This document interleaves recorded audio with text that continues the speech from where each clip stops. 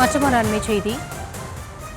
மடப்புரம் கோவில் காவலாளி அஜித்குமாரை திருட்டு புகாரில் அடித்து கொலை செய்த போலீசார் தொடர்பான அண்மை செய்தியை பார்த்து வருகிறோம். நகை திருட்டு புகாரை முடிக்க நிக்கிதா சம்மதம் தெரிவிப்பதற்காக தகவல் வெளியாகியிருக்கிறது. நிக்கிதா என்ற பெண் அளித்த நகை திருட்டு புகாரில் அஜித்குமார் அடித்து கொல்லப்பட்ட கொடூரம் அரங்கேறியது. நகைகளை கண்டுபிடிக்க முடியவில்லை, எனவே இந்த வழக்கை முடித்து வைக்கிறோம் என்று சிபிஐ தெரிவித்த நிலையில் நகை திருட்டு புகாரை முடிக்க நிக்கிதா சம்மதம் தெரிவிப்பதாக தகவல் வெளியாகியிருக்கிறது.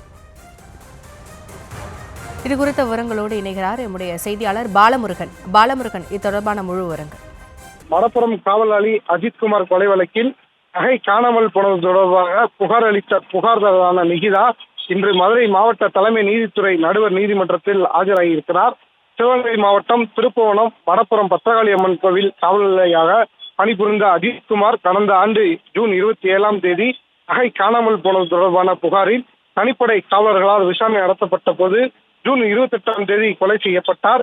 இதையடுத்து இந்த கொலை வழக்கு சிபிஐ விசாரணை நடத்தப்பட்டு தனிப்படை காவலர்களான கண்ணன், ராஜா, ஆனந்த், பிரபு, சங்கரமணிகண்டன், ஓட்டுநர் ராமச்சந்திரன் ஆகிய 6 பேர் கைது செய்யப்பட்டு மதுரை மத்திய சிறையில் அடைக்கப்பட்டிருக்கிறார்கள்.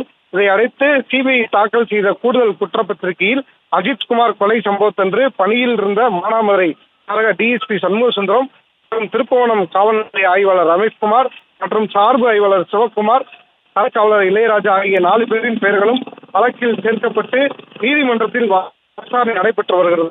இந்த நிலையில் மதுரை மாவட்ட நீதிமன்றத்தில் அஜித்குமார் அடித்து கொலை செய்யப்பட்ட வழக்கில் புகார் அளித்த மதுரையைச் சேர்ந்த நிக்கிதாவை அழைத்து விசாரிக்க வேண்டும் என்று சிபிஐ தரப்பில் கடந்த பிப்ரவரி தலைமை நீதித்துறை நடுவர் நீதிமன்றத்தில் மனு தாக்கல் செய்யப்பட்டது.